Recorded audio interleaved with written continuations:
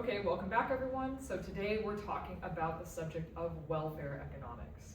Now, this is not a topic that's explicitly covered in our textbook, so instead you'll need to rely on the posted lecture videos and the lecture slides that I've also posted for you.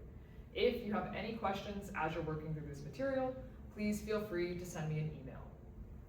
All right, so in our intro chapter, we already discussed that economics is the study of how people make decisions under scarcity.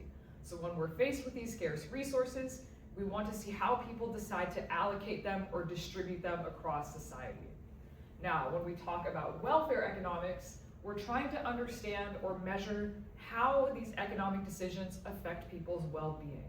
So welfare economics is the study of how the allocation of scarce resources affects our economic well-being. And when we talk about this economic well-being, what we mean is we want to understand how much better off people become when they engage in some kind of economic activity or some kind of market activity. So we're going to have two measures of market value that we use to understand welfare economics, and this will be consumer surplus and producer surplus. What we're going to do now is we're going to talk about each of these in turn, discuss what they are and their importance. First up, we're going to talk about consumer surplus. But to introduce this idea of consumer surplus, we first need to talk about the concept of willingness to pay. And so to quickly introduce this idea, I want to do what's called a Dutch auction with you guys. So in a Dutch auction, prices are going to start high. So me, the auctioneer, I'm going to set a high starting price, and then I'm going to slowly lower the price until one member of the audience raises their hand and says that they're willing to buy this product at that announced price. So for this auction, let's say I'm auctioning off this pair of headphones. As your auctioneer, let's say I start the price at $1,000. So I look out into the audience and I say, is anybody willing to buy these for $1,000? Nobody's going to raise their hand because you can get these for a lot cheaper than $1,000. All right, so then I lower the price to say $800, and I look out to see if there are any takers. Still no takers. So now let's say I lower the price to $600. Still nobody is willing to buy these for $600. So let's say now I lower the price to $300. And let's say at this price of $300, one of you guys raises your hand and you say, hey, I'm willing to buy those headphones for $300. So now our auction is over. These headphones are sold to the winner for that price of $300. So that's our Dutch auction. The price starts out high, and then the auctioneer slowly lowers the price until somebody is willing to buy the product. So this is a great example of this idea of willingness to pay. So willingness to pay is the maximum price that a consumer is willing to spend to buy some good or service. So if our price is above your willingness to pay, like in the auction, when I price the headphones at $1,000, you're not going to buy anything, right? But as soon as the price reaches the maximum amount that you're willing to pay, now you might be willing to buy the headphones. So this idea of willingness to pay is based on consumers' budgets and on their preferences or their taste for different goods. And it's sometimes called the reservation price, because until we reach your willingness to pay, you're not going to buy anything. Your quantity demanded will be zero. And so the other interesting thing about willingness to pay is that it's related to our idea of quantity demanded. So recall that quantity demanded is the amount of some good or service that consumers are willing and able to buy at a specific price. So when the specific price is equal to your willingness to pay, equal to that maximum price that you're willing to accept, the quantity demanded will be greater than zero. You're willing to buy something. Now that we've introduced the idea of willingness to pay, let's look at a quick example to introduce our idea of consumer surplus. So imagine that we have 3 students who just enrolled in an economics class. We have Sergio, Celine, and Raquel, and each of them need to buy a new econ textbook for this class. Now, just because they need to buy the book, that doesn't mean that they're just going to buy it no matter what the price is, right? So in this table, we see each student's willingness to pay for the new textbook. So for Sergio, the maximum price that he's willing to pay for the textbook is $200. For Celine, the maximum price that she's willing to pay is $150. And finally for Raquel, her willingness to pay, the maximum price she's willing to pay for the textbook is $100. Now, Which students are going to choose to buy the textbook if the price of the textbook is $140? So we can start by looking at Raquel. For Raquel, the maximum price she's willing to pay is $100, and the actual price of the textbook is more than this. So for Raquel, she's not going to buy the textbook. The actual price exceeds her willingness to pay, exceeds her maximum, so she's not going to buy it. However, for Celine and for Sergio, the maximum price that they're willing to pay for the textbook is greater than the actual price. This means that they're willing to pay $140 for the textbook because it's less than they were prepared to spend on it. So for both Sergio and Celine, they will choose to buy the textbook because their willingness to pay exceeds the actual price for the textbook. This allows us now to give our definition for consumer surplus. So consumer surplus is going to be the difference between the willingness to pay for a good and the price actually paid for that good. So when we look at our three students, we know that Raquel is out of the question because she's not buying the textbook, right? The price that the textbook actually costs is greater than her willingness to pay, so she's not buying it. But for Sergio and Celine, they're both choosing to buy the textbook, and they're actually going to derive some consumer surplus from doing so. So for Sergio, he was willing to pay a maximum of $200 for the textbook, but in reality, he only had to spend $140. So Sergio's consumer surplus is the $60 that he didn't have to spend on the textbook. It's the difference between his willingness to pay and the price he actually paid. Then for Celine, her consumer surplus is $10. She was willing to pay up to $150 for the textbook, but it turns out she only had to spend $140. So the difference that she has left over is the $10 that she didn't have to spend.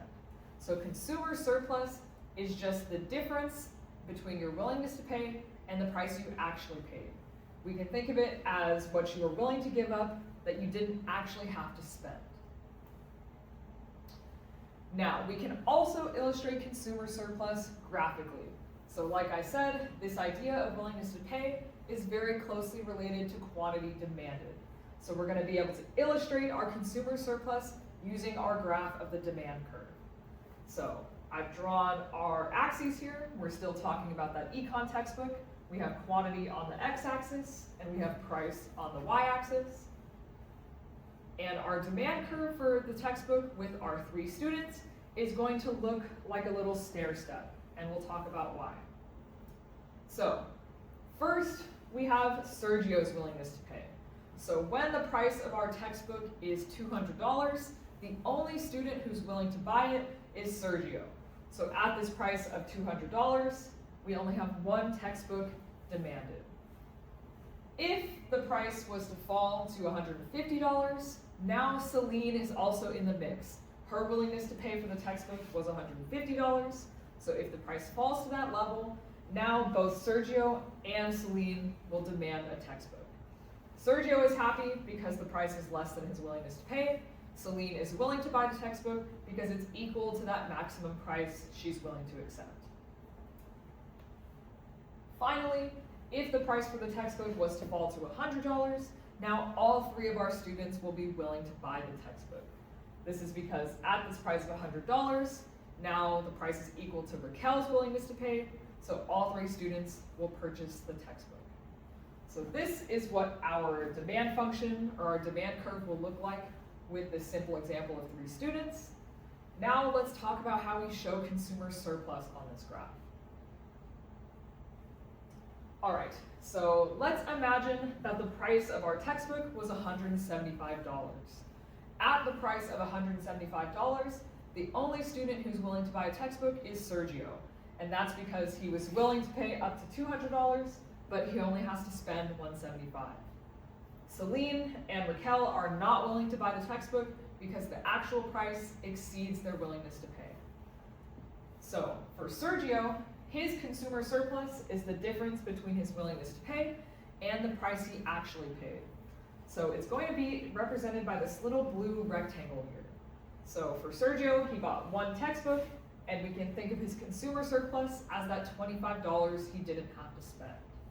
So what we're going to see is that consumer surplus is represented by the area that is under the demand curve and above the market price. So it's going to be the area that is trapped between those two constraints in our graph. Let's show another example, imagining that textbooks now are $125 each. So when our textbooks are $125 each, both Sergio and Celine are willing to buy the textbook. This is because for both Sergio and Celine, this actual price is less than their willingness to pay. So for Sergio, his consumer surplus is $75. He was willing to spend $200, but he only had to spend $175. So his consumer surplus is that $75 that he didn't have to spend. Now for Celine, our other textbook purchaser at this price, her consumer surplus is $25. She was willing to spend up to $150, but she only spent $125. So as we see, $125 is our price for the textbook, and our consumer surplus is the area that is trapped between our demand curve and this market price. So this entire shaded blue area here is our consumer surplus when textbooks are $125. Our other measure of market value is producer surplus. And so this is going to be the benefit that producers receive from participating in the market.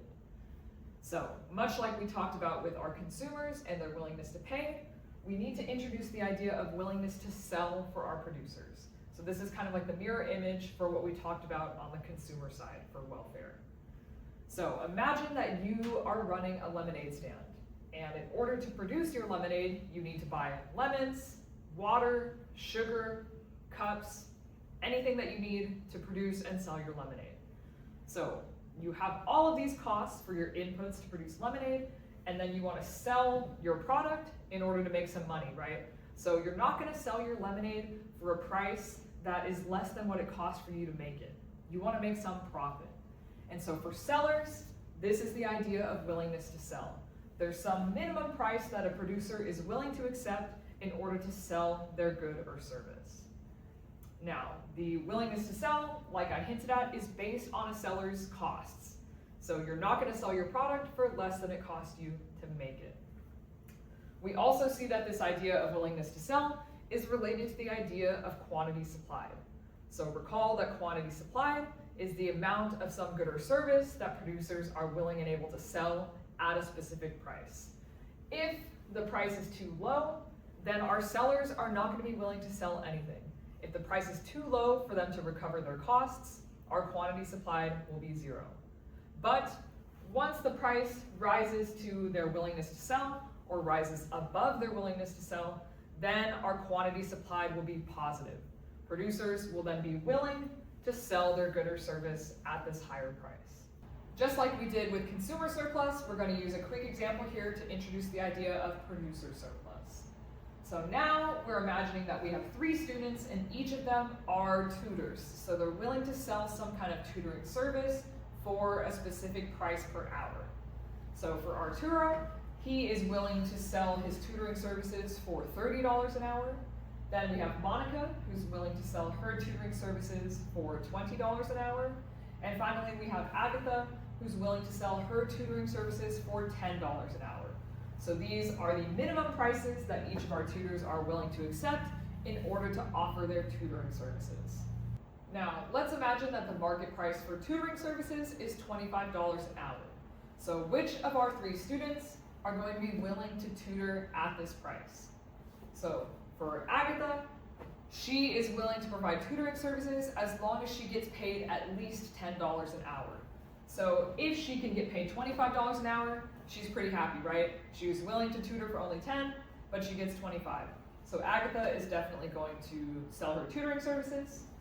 Then for Monica, she was willing to tutor for $20 an hour, but gets paid $25 an hour.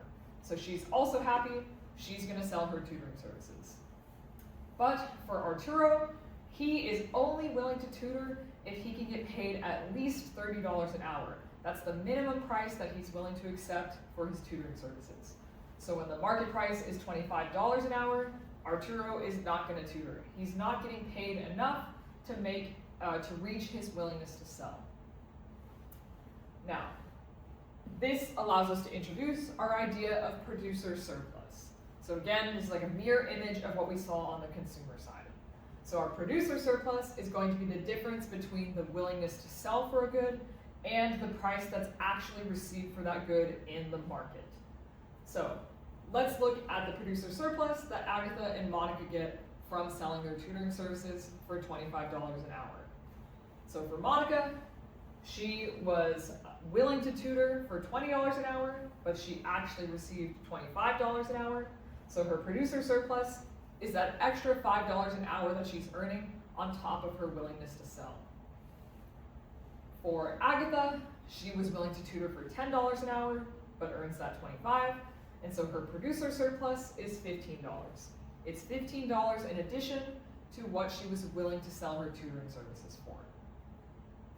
Now let's see how we can illustrate producer surplus on our graph. So we said that the idea of willingness to sell is related to quantity supply, and we're going to be able to illustrate our willingness to sell and our producer surplus using the supply curve. So our supply curve with 3 sellers is again going to give us this kind of staircase shape. So at a price of $10 for tutoring services, we only have 1 seller. Only Agatha is willing to sell her tutoring service for a price as low as $10 an hour. Once the price jumps up to $20 an hour, now we have 2 tutors that are willing to provide their services. So at $20 an hour, both Agatha and Monica are willing to tutor. Finally, at a price of $30 an hour, we get all of our tutors in the mix. That's Arturo's willingness to sell. So once we reach his minimum price, now we have all 3 of our tutors supplying their services in the market. Now let's see how we can illustrate this idea of producer surplus on our graph. So we said that the idea of willingness to sell is related to quantity supplied, and this is going to help us to illustrate producer surplus using our supply curve. So when we only have 3 sellers in our market, our supply curve is again going to have this staircase shape. At a price of $10, we only have 1 tutor who's willing to sell their services, and that's Agatha. So at a price of $10 an hour, our quantity of tutors supplied in the market is just 1. Once the price rises to $20 an hour, now we've reached Monica's willingness to sell, and we have 2 tutors in our market.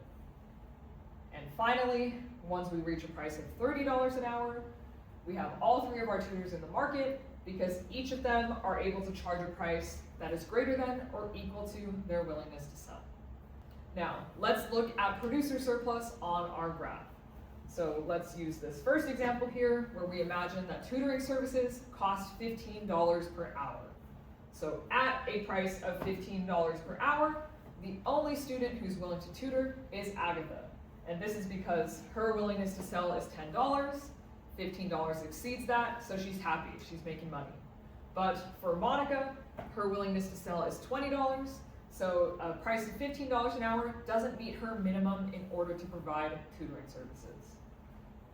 So we only have producer surplus for 1 tutor, and this is the $5 on top of Agatha's willingness to sell that she earns when tutoring costs $15 an hour. So what we're going to see is that producer surplus on the graph is represented by the area that is above the supply curve and below the market price. So it's going to be the area in our graph that is trapped between those 2 regions.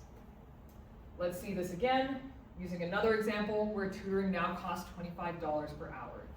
So if tutoring costs $25 an hour, we have Agatha, of course, who's still willing to provide tutoring services because her willingness to sell was $10, and her producer surplus is going to be the $15 she earns in addition on top of her willingness to sell.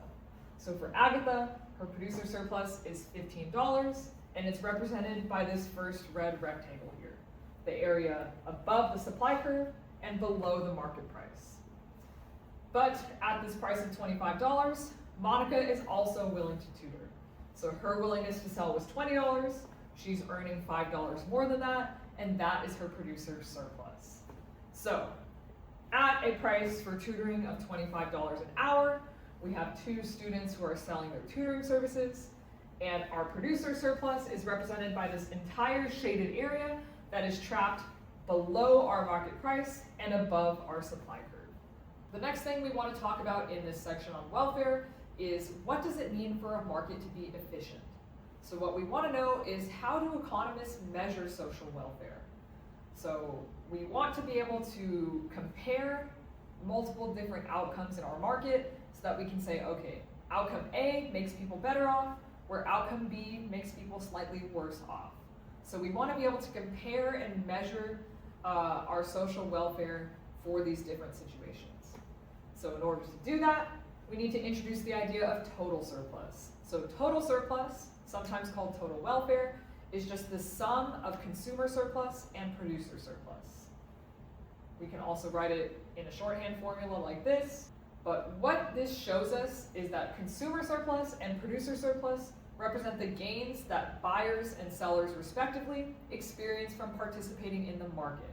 So when we calculate total surplus, we're measuring the entire or the aggregation of benefit that our buyers and sellers together receive from participating in the market.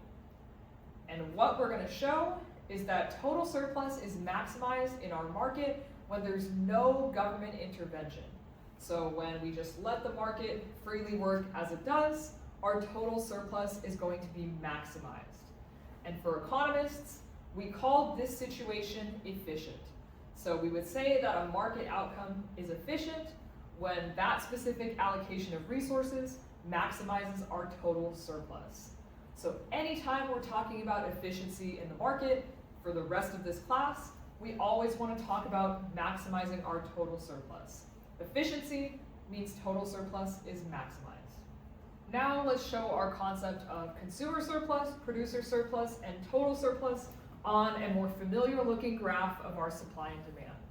On the right here, I have a graph of supply and demand for slices of coconut cream pie. So again, we have our upward sloping supply curve, our downward sloping demand curve. Quantity is measured on the x-axis, and price is measured on the y-axis. So in this market for pie, we see that our equilibrium price is $4, and let's say that our equilibrium quantity is 6 million slices. Our consumer surplus will always be the area that is above the market price and below the demand curve. So when we're looking at our more familiar graph of supply and demand, our consumer surplus is going to be this blue triangle here. It's the area above the market price and below the demand curve. We can calculate this area by using the formula for the area of a triangle. On the other hand, our producer surplus is going to be the area that is below the market price and above the supply curve. So our producer surplus will be this bottom triangle in red here. Again, now our total surplus is just equal to the sum of our consumer surplus and our producer surplus. So if I wanted to find my total surplus, I would take the area of this entire big triangle here. So I would just add together the area for my consumer surplus and my producer surplus.